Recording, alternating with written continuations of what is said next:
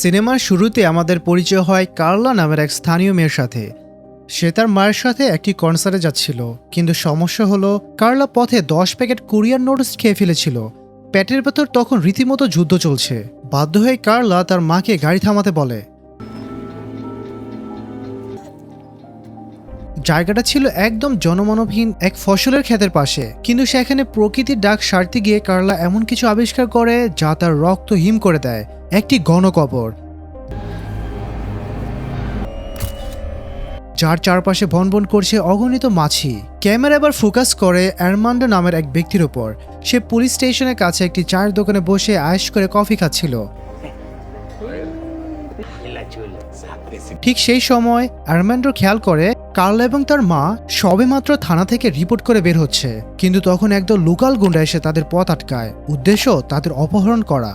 এই দৃশ্য দেখে আর্মান্ডো স্থির থাকতে পারে না। সে তখনই তাদের বাঁচাতে ছুটে যায়। তার এক বন্ধু তাকে বাধা দিয়ে বলে, অন্যের ঝামেলায় মাথা ঘামিও না। কিন্তু আর্মান্ডো কি শোনার পাত্র? সে সোজা গিয়ে গুন্ডাদের সাথে ঝামেলায় জড়িয়ে পড়ে। কিন্তু ঠিক যখন গুন্ডারা আর্মান্ডোর উপর হামলা করতে যাবে, হঠাৎ পুলিশের এন্ট্রি। কিন্তু অবাক করার বিষয় হলো পুলিশ তখনই আসে যখন আর্মান্ডো গুন্ডাদের লিডার সিকোমিসের মাথায় পিস্তল ঠেকিয়ে ধরে।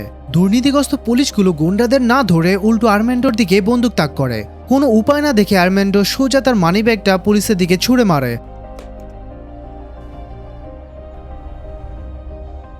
আর তখনই ঘটে আসল চমক। মানিব্যাগের ভেতর থাকা পরিচয়পত্র দেখে পুলিশের চক্ষু চড়ক গাছ।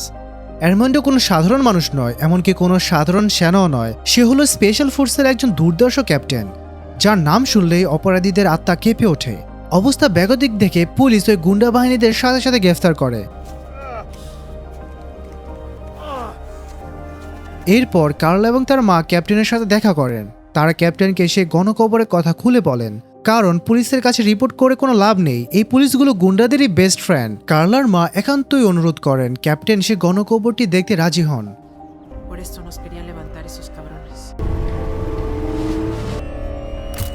কবরটি খুঁড়তে বেরিয়ে আসে এক ভয়াবহ সত্য। সেখানে 10 জন স্পেশাল ফোর্সের সেনার মৃতদেহ পড়ে আছে, যারা একটি মাদক বিরোধী অভিযানে গিয়ে নিহত হয়েছিল।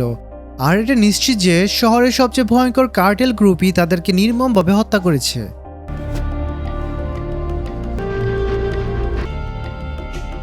দৃশ্যপট চলে যায় সেনা সদর দপ্তরে। সেখানে একজন আর্মি জেনারেল সাক্ষাৎ করেছেন খোদ প্রতিরক্ষা মন্ত্রীর সাথে। গণকবরের বিষয়টি নিয়ে জেনারেল সম্পূর্ণ নিশ্চিত যে তার 10 জন সেনাকে জোসেফ নামের এক ব্যক্তি হত্যা করেছে।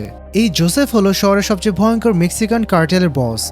সে শুধু স্থানীয় গুন্ডাদেরই নিয়ন্ত্রণ করে না, বরং বড় বড় মাদক পাচারকারীদের প্রধান মদতদাতাও সে। তাই এই 10 জন সেনার পেছনে যে জোসেফই আছে তা দিনের আলো মতো পরিষ্কার। পরিস্থিতি দিন দিন হাতের নাগালের বাইরে চলে যাচ্ছে।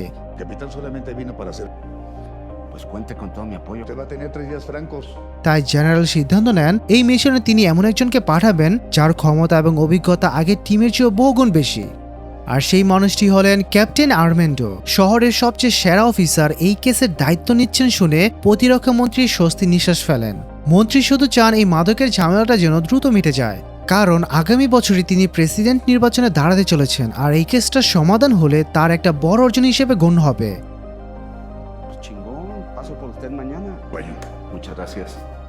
এবার আমাদের পরিচয় করে দেওয়া হয় সে ভয়ঙ্কর কার্টেল বস জোসেফের সাথে। জোসেফ তার বিলাসবহুল বাড়িতে বসে টিভিতে গণকবর উদ্ধারের খবর দেখছিল। জেনারেলের ধারণাই ঠিক, এই জোসেফই সে 10 জন সেনাকে হত্যা করেছে। সবচেয়ে বড় কথা হলো একটু আগে থানায় আর্মান্ডোর সাথে যে গুন্ডার ঝামেলা হয়েছিল সে আর কেউ নয়, এই জোসেফের আপন ছোট ভাই। শহরে ক্যাপ্টেন আর্মান্ডোর আসার খবর শুনে জোসেফ তার ভাইকে সাবধান করে দেন। সে বলে, বেশি হিরোগিরি দেখাতে যাস না, কারণ আর্মান্ডো অন্য সাধারণ সরকারি অফিসারদের মতো নয়। ক্যাপ্টেন আর্মান্ডোর সম্পর্কে অপরাধ জগতে একটা অদ্ভুত এবং ভয়ঙ্কর গুজব প্রচলিত আছে। শোনা যায় সে অপরাধীদের চরম নিষ্ঠুর উপায়ে শাস্তি দেয়। দৃশ্যপট এবার একটি লেকের ধারে রেস্তোরাঁয়। সেখানে একজন বড় মাদক সম্রাট বসে দুপুরে খাবার খাচ্ছিল। সে খুনাক্ষর টের পায়নি যে ক্যাপ্টেন আর্মান্ডো এবং তার টিম অনেক দূর থেকে তার উপর নজর রাখছে। সঠিক সময় আসতেই ভুম, টিম নিয়ে রেস্তোরাঁয় হানা দেয় captain. obliguen a usar la fuerza. কোনো ধরনের প্রতিরোধ ছাড়াই মাদক সম্রাট এবং তার লোকজনকে গ্রেফতার করা হয়, কিন্তু যখন তার রেস্তোরাঁ থেকে বের হতেই যাবে তখনই হঠাৎ আক্রমণ। সৌভাগ্যবশত ক্যাপ্টেনের টিমে পোলো নামের একজন দুর্ধর্ষ স্নাইপার ছিল। তার নিখুঁত নিশানায় নিমিষের মধ্যে পরিস্থিতি নিয়ন্ত্রণে আসে এবং এই কঠিন মিশনটি সফলভাবে শেষ হয়। এই অসাধারণ সাফল্যের পুরস্কার স্বরূপ জেনারেল ক্যাপ্টেন এবং তার 4 সঙ্গীকে 3 দিনের ছুটি মঞ্জুর করেন। কিন্তু খেলা এখনো শেষ হয়নি, কারণ আসল ফাইনাল বস জোসেফ এখনো ধরাছোঁয়ার বাইরে। তাকে গ্রেফতার করার মতো কোনো শক্ত প্রমাণ এখনো তাদের হাতে নেই। Ya le avisaré cuando tenga una respuesta. পাহাড়ি এক নির্জন এলাকায় আমরা দেখতে পাই প্রতিরক্ষা মন্ত্রীকে। তিনি গোপনে একজনের সাথে দেখা করতে এসেছেন, আর সেই লোকটিকে জানেন, স্বয়ং জোসেফ। হ্যাঁ, ঠিকই ধরেছেন, প্রতিরক্ষা মন্ত্রী এবং কার্টেল বস জোসেফ আসলে খুব ভালো বন্ধু। একটু আগে যে মাদক সম্রাটকে ক্যাপ্টেন এরমেন্টো গ্রেফতার করেছে, সেই ছিল মন্ত্রীর অবৈধ আয়ের সবচেয়ে বড় যোগানদাতা। নিজেদের এই কোটি টাকার অবৈধ ব্যবসা এবং টাকার প্রবাহ সুরক্ষিত করতে প্রতিরক্ষা মন্ত্রী জোসেফকে এক ভয়ঙ্কর নির্দেশ দেন, ক্যাপ্টেন এরমেন্টো এবং তার টিম আমাদের ব্যবসা ধ্বংস করার আগে তাদের শেষ করে দাও। কিন্তু এই দুর্নীতিবাজ মন্ত্রী খুনাখুরোটা আর পায়নি যে জোসেফের ভাই দূর থেকে তাদের এই গোপন কথোপকথনটি ভিডিও করে রেখেছে। জোসেফ ইচ্ছা করে এটা করেছিল যাতে মন্ত্রী ভবিষ্যতে কোনো বেইমানি করলে এই ভিডিও দেখিয়ে তাকে ব্ল্যাকমেল করা যায়। আর হ্যাঁ, ক্যাপ্টেন এরমেন্টোকে হত্যা করার এই দায়িত্বটা জোসেফের ভাইকে দেওয়া হয়। এদিকে ক্যাপ্টেন এবং তার 4 জনের টিম 3 দিনের ছুটিতে সমুদ্রের সৈকতের দিকে রওনা দিয়েছে। তারা সবাই মিলে একটি গাড়িতে যাচ্ছিল। তারা খুনাক্ষরও ভাবেনি যে এই ছুটি তাদের জীবনের সবচেয়ে বড় দুঃস্বপ্নে পরিণত হতে চলেছে। রাস্তার মাঝখানে হঠাৎ অ্যাম্বুশ। প্রস্তুতি না থাকলেও ক্যাপ্টেন এবং তার টিম এতটাই দক্ষ ছিল যে চোখের পলকে তারা শত্রুদের ঘায়েল করে তাদের সমস্ত অস্ত্রশস্ত্র ছিনিয়ে নেয়।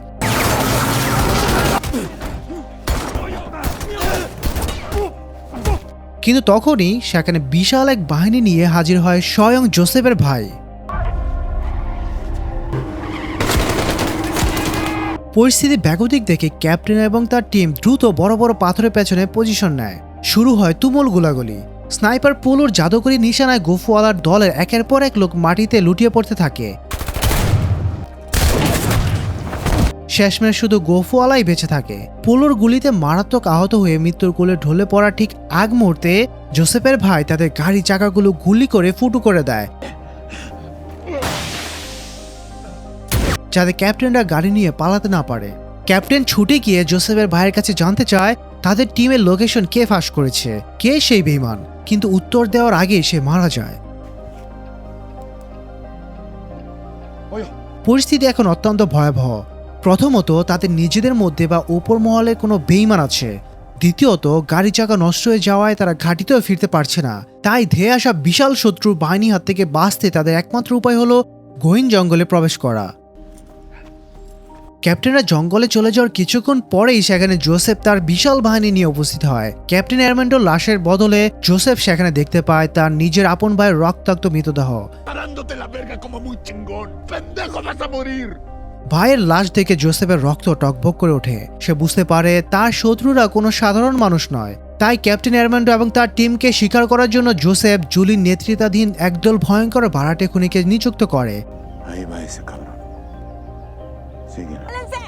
এদিকে ক্যাপ্টেন এবং তার স্পেশাল ফোর্স খুব বেশি দূরে যায়নি। তারা পাহাড়ের উপর একটা সুবিধাজনক জায়গায় লুকিয়ে অপেক্ষা করছিল।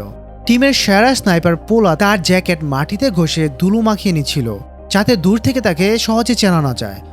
অপেক্ষার প্রহর শেষ। শত্রুরা রেঞ্জের ভেতরে আসতেই ফায়ার।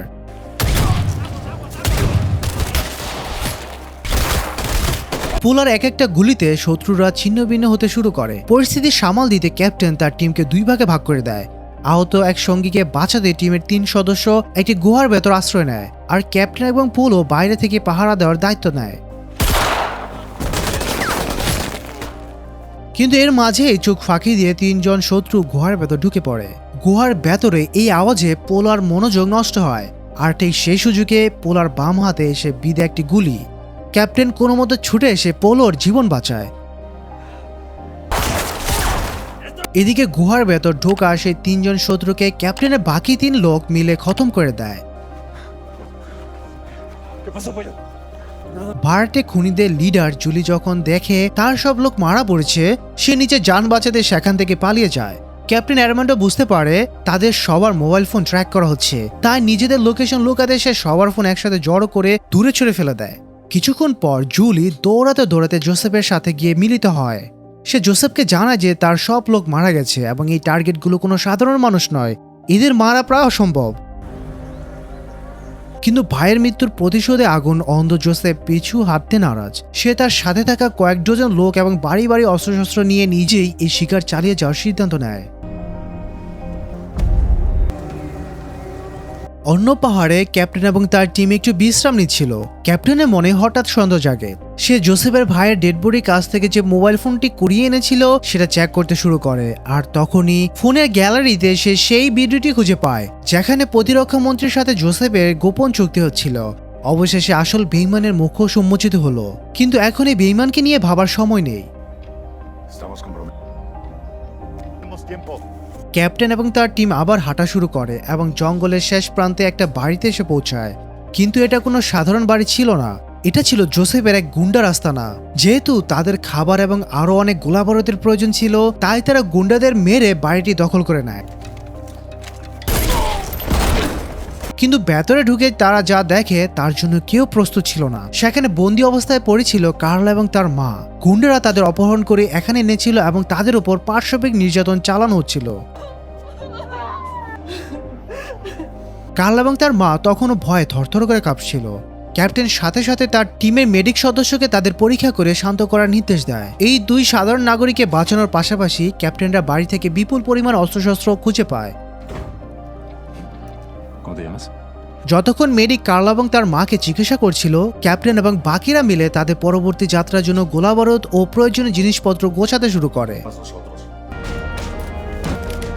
কিন্তু ক্যাপ্টেন খুনাক্ষর বুঝতে পারেনি যে পাথরের উপর লেগে থাকা স্নাইপার পোলোর রক্তের দাগ অনুসরণ করে জোসেফ এবং তার বাহিনী ঠিক তাদের দিকে ধেয়ে আসছে। এই রক্তের দাগটায় জোসেফকে তাদের লোকেশন ধরিয়ে দিয়েছিল। রাত নেমে আসে। অন্ধকার নামার সাথে সাথে জোসেফের বাহিনী বাড়িটার একদম কাছাকাছি পৌঁছে যায়। কার্লা এবং তার মা চরম ট্রমা থেকে কিছুটা সুস্থ হতে সময় নেওয়ায় ক্যাপ্টেনদের এই বাড়িতে অনেকখানি মূল্যবান সময় নষ্ট হয়ে গিয়েছিল। যেহেতু সামনের পথ আরো অনেক দীর্ঘ এবং ভয়ঙ্কর, তাই ক্যাপ্টেন কার্লা এবং তার মাকে বুলেট প্রুফ জ্যাকেট পরিয়ে দেয়। সবাই যখন প্রস্তুত, ক্যাপ্টেন বের হওয়ার নির্দেশ দেয়, কিন্তু তারা বাড়ি দরজা পার হতেই হঠাৎ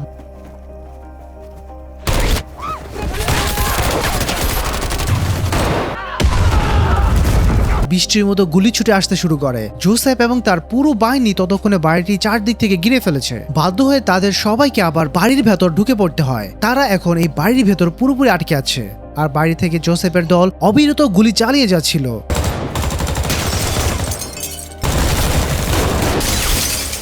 এই চরম মুহূর্তে তাদের একমাত্র ভরসা ছিল স্নাইপার পোলো, কিন্তু দুর্ভাগ্যজনকভাবে পোলোর পায়ে আবারও একটা গুলি লাগে।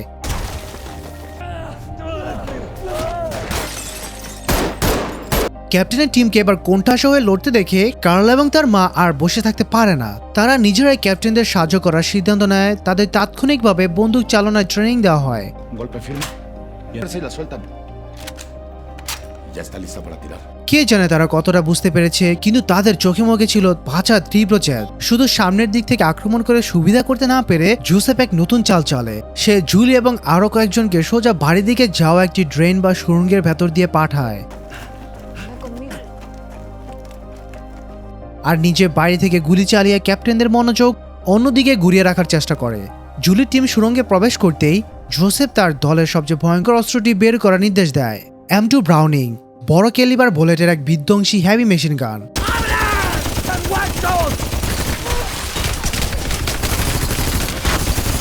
মেশিন গানের ব্রাশ ফায়ারে ক্যাপ্টেনরা এবার সত্যি কোণঠাসা হয়ে পড়ে। গুলি না থামা পর্যন্ত তাদের কিছুই করার ছিল না।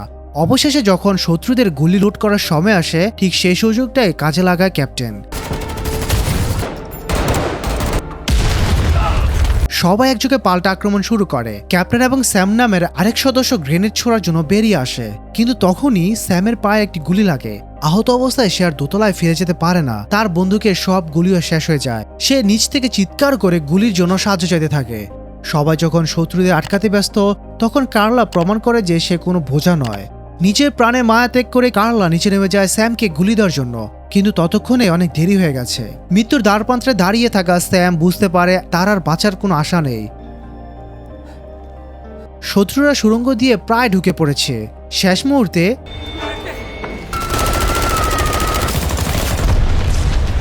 স্যাম নিজের হাতে একটি গ্রেনেড তুলে নেয় এবং পিন খুলে সোজা সুড়ঙ্গের ভেতর ছুড়ে মারে। সুড়ঙ্গের ভেতর থাকা জুলির পুরো টিম খতম হয়ে যায়, কিন্তু এই বিস্ফোরণে নিজের জীবন উৎসর্গ করে শহীদ হয় বীর সেনা স্যাম। বাইরে থাকা জোসেফের বাহিনীর সব লোক মারা গেছে, এখন শুধু জোসেফ বেঁচে আছে। ক্যাপ্টেন এবং তার টিম বাড়ি থেকে বেরিয়ে তার দিকে এগিয়ে যায়, কিন্তু হঠাৎ একটা বিকট শব্দ। লুকিয়ে থাকা জোসেফের শেষ গুন্ডার গুলিতে মাটিতে লুটিয়ে পড়ে তাদের সেরা স্নাইপার পোলো। সেও মারা যায়। নিজের সবচেয়ে প্রিয় স্নাইপারকে চোখের সামনে মরতে দেখে ক্যাপ্টেন ভেতরে ভেতরে ভেঙে পড়ে, কিন্তু তার কিছুই করা ছিল না। জোসেফ তার বন্দুক মাটিতে ফেলে দিয়ে আত্মসমর্পণ করে। Sí, pinches guachos. Ya les van a dar. ক্যাপ্টেনের মন চাইছিল তখনই জোসেফের মাথাটা গুলিতে উড়িয়ে দিতে, কিন্তু আইনের রক্ষক হিসেবে সে এটা করতে পারছিল না। Nosotros tenemos honor. Saliste verga, puto. রাগে ফুঁসতে ফুঁসতে ক্যাপ্টেন জোসেফকে চ্যালেঞ্জ করে, কোনো অস্ত্র ছাড়া একদম খালি হাতে লড়বি, আয়। কিন্তু জোসেফের রক্তেই বেঈমান, সে ওই লড়াইও চুরি করে। নিজের সাথে লুকিয়ে রাখা একটি চাকু বের করে আক্রমণ করে, কিন্তু ক্লোজ কম্ব্যাটে লড়াইয়ে ক্যাপ্টেন অ্যারমান্ডোকে হারানো অসম্ভব।